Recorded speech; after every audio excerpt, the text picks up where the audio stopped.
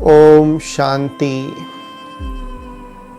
तो आज हम सुनेंगे खुदा दोस्त की कहानी। बहुत ही अच्छी कहानी है। तो इस कहानी में दिखाते हैं कि एक कंधार राज्य होता है।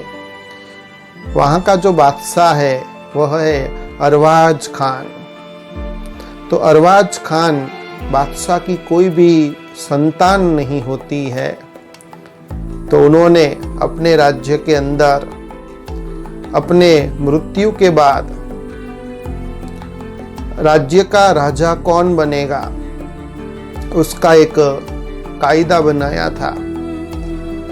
कायदे के अनुसार उसी राज्य का कोई भी एक आदमी 1 साल तक वो उसी राज्य में बादशाह के रूप में राज्य करेगा। फिर 1 साल के बाद उसको नदी से उस पार भेजा जाता है और नदी के उस पार एक घना भयावह भयंकर प्राणियों से जानवर से भरा हुआ जंगल होता है। तो वहाँ उसको छोड़ा जाता था। तो वहाँ फिर जंगली जानवर आकर के उस बादशाह को, उस आदमी को मार डालते थे, खा जाते थे। तो 1 साल तक बादशाह बनने का परिणाम ये होता था कि उसको 1 साल के बाद सजाए मौत मिलती थी। तो उसी राज्य के अंदर एक आफताब नाम का एक 20 साल का युवक रहता था। उसकी बहुत अच्छी एक आदत थी। वो रोज अपने पिताश्री के साथ मस्जिद में जाता था नमाज पढ़ने के लिए।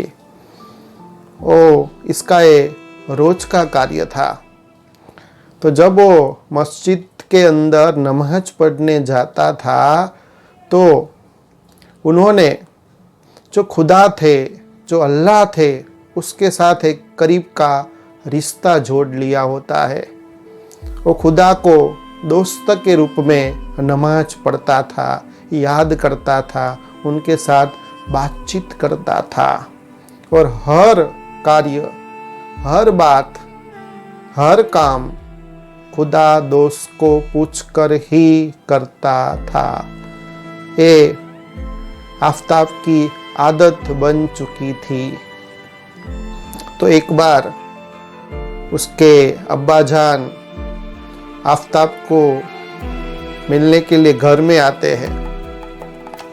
तो घर में जब वो आफताब बैठा होता है तब अब्बा जान बाहर से आए हुए होते हैं। तो आफताब को कहते हैं कि बस अभी आज अंतिम दिन है। इस राज्य का जो बादशाह है उसकी मौत हो जाएगी। आज एक दिन का वो बादशाह है, परसों उसको नदी की उस पार भेजा जाएगा, फिर उसकी मौत हो जाएगी और अभी बादशाह के रूप में राज्य को संभालने के लिए कोई भी तैयार नहीं है। तो ये सारी बात अब्बा जान से आफताब सुनता है कि कोई भी तैयार नहीं है। तब वो खुदा दोस्त के साथ वो बातचीत करने लगता है, रूह रियान करने लगता है और खुदा को वो कहता है कि इस राज्य का बादशाह राजा कौन बनेगा। तब खुदा आफताब को कहते हैं कि तू इस राज्य का बादशाह बनेगा। तो तुरंत ही आफताब खुदा को कहते हैं कि बादशाह तो मैं बन गया, लेकिन 1 साल के बाद क्या आप मुझे सजाए मौत देना चाहते हो? और मेरी मौत के बाद मेरे जो अब्बा जान है, अम्मी जान है, उसकी संभाल कौन करेगा? तो खुदा आफताब को कहते हैं कि तुम चिंता मत करो, तुम 1 साल के लिए बादशाह बन जाओ। और जैसा जैसा मैं कहूँ वैसा वैसा तुम करते जाओ। तो आफताब खुदा की जो भी बात है वो कर लेता था, मान लेता था, उनकी आज्ञा के प्रमाण ही करता था। तो तुरंत ही वो बादशाह बन जाता है और अपनी जो प्रजा है उसकी पालना खुदा के मत के अनुसार करता है, जिससे सारी ही प्रजा सुखी हो जाती है, शांति से प्रजा रहने लगती है। तो एक मास हो जाता है। एक मास के बाद स्वयं खुदा उससे कहते हैं कि नदी के उस पार जो घना जंगल है, वो घना जंगल को आप एक मैदान बना दो और पेड़ को काट दो। तो आफताब खुदा के कहे अनुसार सारा ही जंगल के अंदर जो बड़े बड़े पेड़ होते सब काट करके एक मैदान बना देता है। फिर खुदा उनको फिर से कहते हैं कि अभी इसके ऊपर एक राजमहल, एक किला और एक शहर बसा दो। तो उसी अनुसार आफताब उस मैदान के अंदर एक सुंदर राजमहल बनवाता है, एक किला और एक शहर का। उसी राज्य का जो वो बादशाह होता है, उसी खजाने से, उसके ही धन से, पैसे से सारा ही खर्चा करके वहाँ वो बहुत अच्छा सुंदर शहर, महल और किले का निर्माण करता है। फिर देखते ही देखते एक साल गुजर जाता है।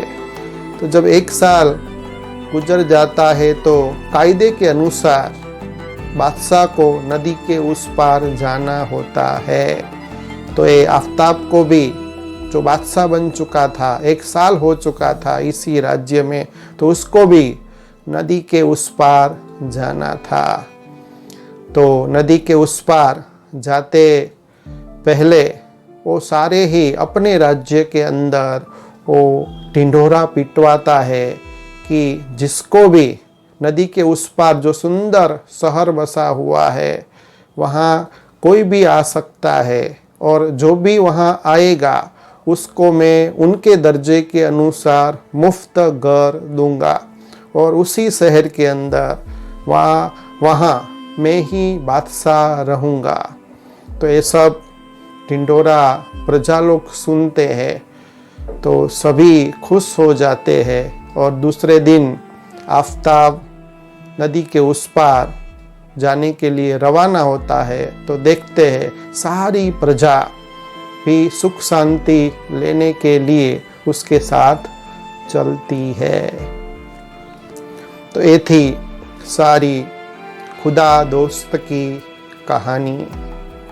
तो ये खुदा दोस्त की जो आपने कहानी सुनी, तो क्या है इस कहानी की सकारात्मक बातें, क्या है सीखने जैसी बातें, और क्या है धारणा करने वाली बातें। तो जैसे दिखाते हैं कि आफताब की एक बहुत अच्छी ही आदत थी, टेव थी कि वो खुदा को हरदम कोई भी कार्य, कोई भी बात पूछ करके ही करता था, और जो खुदा कहते थे उस अनुसार ही करता था। तो हमको भी एक आदत बना लेनी चाहिए, क्योंकि जो खुदा कार्य करवाता है, जो भी समस्या आती है, जब हम खुदा को पूछने के बाद उस समस्या को समाधान करते हैं तो उस समस्या में हमको सफलता मिलती है और समस्या चली जाती है, समाधान होता है। तो हमको भी ये जो परमपिता परमात्मा है, जिसको ईश्वर कहते हैं, जिसको अल्लाह कहते हैं, जिसको खुदा कहते हैं, उसके साथ सर्व संबंध जोड़ने चाहिए। कोई भी संबंध आप परमात्मा के साथ भगवान के साथ जोड़ सकते हैं। बहुत अच्छा संबंध है दोस्त का, क्योंकि दोस्त के रूप में आप छोटी छोटी बात भी उनको कह सकते हैं और उसका रेस्पॉन्ड अवश्य ही मिलता है। तो आप सभी एक बार ईश्वर को, भगवान को, खुदा को अपना दोस्त बना करके देखो। वो सर्व संबंध निभाता है। तो जो भी आप भगवान को पूछने के बाद, ईश्वर को पूछने के बाद, खुदा को पूछने के बाद जो भी आप कार्य करेंगे वो आपका कार्य श्रेष्ठ हो जाएगा, आपके कर्म भी श्रेष्ठ बन जाएंगे। क्योंकि खुदा को कहा जाता है 1000 हाथ वाला। तो जब हमारे बुद्धि के अंदर, हमारे मन के अंदर परमात्मा की, वो खुदा दोस्त की स्मृति होती है, तो न सिर्फ हमारे 2 हस्त होते हैं, 2 भुजा होती है, 2 हाथ होते हैं, लेकिन जब मन के अंदर, बुद्धि के अंदर खुदा की स्मृति इमर्ज हो जाती है तो 1000 भुजा वाला खुदा आपको मदद करने के लिए दौड़ कर आता है। तो कैसा भी असंभव कार्य भी आसान हो जाता है और कैसी भी परिस्थिति हो आपका मन हल्का हो जाता है, बोझ हल्का हो जाता है, चिंता दूर हो जाती है। तो अभी हमको सोचना है कि हमको अभी कौन साथ दे रहा है। अभी वर्तमान समय में, कलयुग के अंत समय में ऐसी जो परिस्थिति अभी चल रही है कि सभी अभी डर के माहौल में जी रहे हैं, खौफ के माहौल में जी रहे हैं। भविष्य में क्या होगा किसी को भी कुछ मालूम नहीं है। तो ऐसे समय पर, वर्तमान समय में खुदा को आप दोस्त बनाइए। जो डर है, जो खौफ है, जो चिंता है, वो सारी ही चिंता खुदा दूर कर देगा। क्योंकि भगवान का कहना है कि अभी मैं आपके लिए फ्री बैठा हूँ, मुझे आप यूज़ करो। लेकिन उसकी जो संतान है, हम सभी लोग उनको यूज़ नहीं करते हैं, उनको याद नहीं करते हैं। जब स्वार्थ होता है, जब काम होता है, तभी उनको याद करते हैं। लेकिन ऐसा नहीं, सुख में भी उनको याद करना है और दुख में भी याद करना है, माना पल पल उनको याद करना है। तो जो पल पल भगवान को याद करते हैं, हर क्षण भगवान की स्मृति रखते हैं, तो जिसके साथ स्वयं भगवान होते हैं, तो दुनिया की कोई भी ताकत उसको कुछ भी कर नहीं सकती। और दुनिया की कोई भी जो शक्ति है उसके साथ रहती है और कोई भी कार्य उसके लिए डिफिकल्ट नहीं होता है, सहज सरल हो जाता है।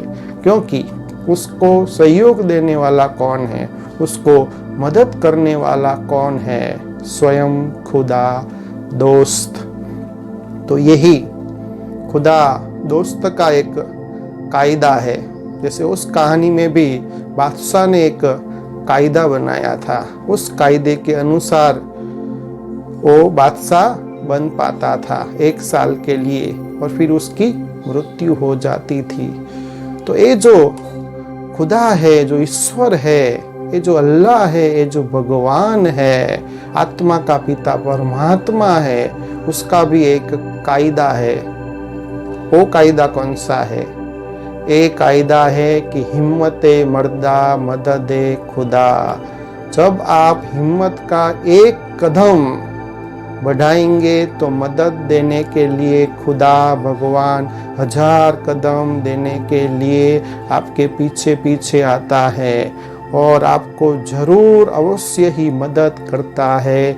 लेकिन कायदे के अनुसार पहले हमको हिम्मत का एक कदम आगे बढ़ाना पड़ेगा। संकल्प का जो स्विच है हमको ऑन करना पड़ेगा।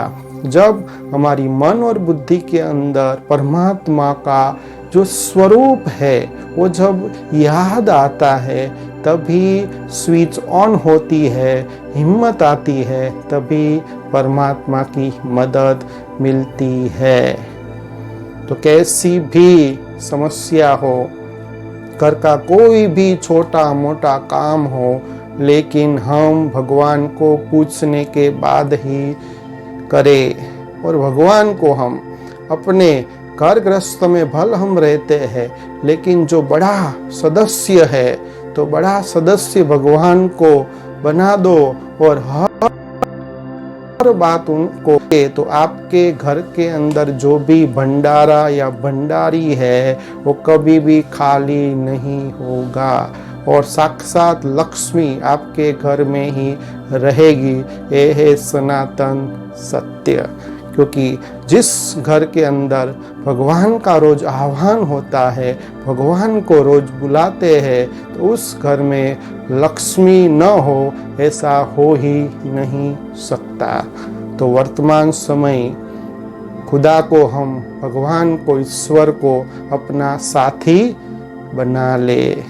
तो जैसे शास्त्र में भी दिखाते हैं, महाभारत के अंदर भी दिखाते हैं कि द्रौपदी ने जब पुकारा तो पहले अपने जो पति देव थे उसके तरफ उसका ध्यान गया कि मेरी लाज बचाओ। फिर उन्होंने लाज नहीं बचाई तो फिर ध्यान गया जो भी गुरु थे, बड़े बड़े ऋषि बैठे थे, बड़े बड़े उनके परिवार वाले थे, सबके ऊपर उनका ध्यान गया, लेकिन किसी ने भी उनकी मदद नहीं की। और लास्ट में जब वो मन से श्री कृष्ण को याद करती है, तब श्री कृष्ण उनकी लाज बचाते हैं, उनको मदद करते हैं। तो पहले द्रौपदी की क्यों मदद नहीं की श्री कृष्ण जी ने? क्योंकि पहले उन्होंने संबंधियों को, अपने पतियों को याद किया। अगर पहले ही श्री कृष्ण को याद करते तो तुरंत ही श्री कृष्ण उनकी मदद करते। तो लास्ट में जब याद द्रौपदी करती है तब उनको मदद मिलती है। तो कोई भी जब समस्या आती है जीवन में, सरकमस्टांस आते हैं, विघ्न आते हैं, तो हमको ऐसा समझना है कि ये विघ्न हमको आगे बढ़ाने के लिए ही आते हैं। और जब विघ्न आते हैं तो कोई भी संबंधी है, कितना भी नज़दीकी संबंधी है, उसको याद नहीं करना है। क्योंकि जो भी मनुष्य मात्र है वो सब लाचार है, वो भी कर्म के बंधन में बंधे हुए हैं। एक परमपिता परमात्मा है, खुदा है, जो सभी से मुक्त है, वही सर्वशक्तिवान है, कैसे भी विघ्नों को वो सॉल्व कर सकता है।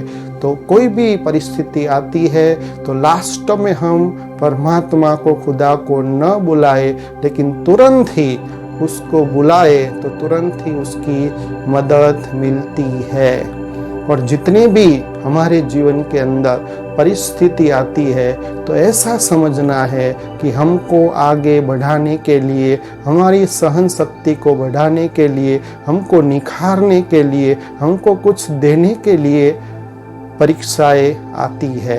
क्योंकि जीवन में इम्तिहान होगा तभी आगे के क्लास में आप आगे बढ़ पाएंगे। परीक्षा ही नहीं ली जाएगी तो आप कैसे मानेंगे कि मैं विजयी हूँ, मैं पास विथ ऑनर हूँ? तो ये सारी परीक्षाएं, परिस्थितियाँ, सरकमस्टांस, विघ्न आगे बढ़ाने के लिए आते हैं। और जब खुदा दोस्त आपके साथ है तो ये तूफान भी तोहफा बन जाता है। तो हरदम, हर श्वास, हर क्षण परमात्मा को स्मृति में रखना है और हर कार्य उनकी याद में करना है। उनको पूछकर हर कर्म करेंगे तो आपके कर्म के अंदर सफलता भी मिलेगी, आपका कर्म भी श्रेष्ठ होगा। और दूसरा, इस समय आप जितना औरों का कल्याण करेंगे और खुदा दोस्त को साथ में रखेंगे तो वर्तमान में तो आपको प्राप्ति होंगी। आपको ऐसा अनुभव होगा कि मैं कोई बादशाह हूँ, मैं कोई राजा हूँ। तो भगवान आपको बादशाह के रूप में आपकी पालना करेगा। तो जब वर्तमान समय कलयुग के ऐसे वातावरण में भी आपको परमात्मा की स्मृति है, तो अभी तो आपको सब प्रकार की अनुभूति परमात्मा कराएगा, सब प्रकार की प्राप्ति कराएगा। और भविष्य में भी जो नई दुनिया आने वाली है, जो वैकुंठ की दुनिया आने वाली है, जो बहिष्ठ की दुनिया आने वाली है, वहाँ भी आप बादशाह बनेंगे। सर्व मनोकामना वहाँ भी आपकी पूर्ण होगी। और वर्तमान समय आप जिस व्यक्ति का, जिस आत्मा का कल्याण करेंगे, पुण्य का काम करेंगे, उनका उद्धार करेंगे, ज्ञान से, समझ से, भगवान का परिचय देकर के उस आत्मा का जब आप कल्याण करेंगे, तो जब आप भविष्य में नई दुनिया में जाएंगे, स्वर्ग की दुनिया में जाएंगे, तो वो आत्माएं आपकी प्रजा बन जाएगी, वो भी साथ साथ वहाँ चलेगी। तो जैसे कहानी में भी दिखाते हैं कि प्रजा को जब आफताब राज्य करता था, तो खुदा के कहने के अनुसार उसने 1 साल राज्य किया, तो सारी प्रजा सुख शांति से संपन्न बन गई। तो फिर जब उसको नदी के उस पार जाना था, उन्होंने ढंढेरा पिटवाया, तो सभी प्रजा वहाँ भी सुख शांति प्राप्त करने के लिए सब वहाँ नदी के उस पार आफताब के साथ चले गए। तो इसी अनुसार जब खुदा हमारे साथ होता है, तो सबका साथ और सहयोग हमको अवश्य मिलता है। तो ये थी खुदा दोस्त की कहानी। ओम शांति।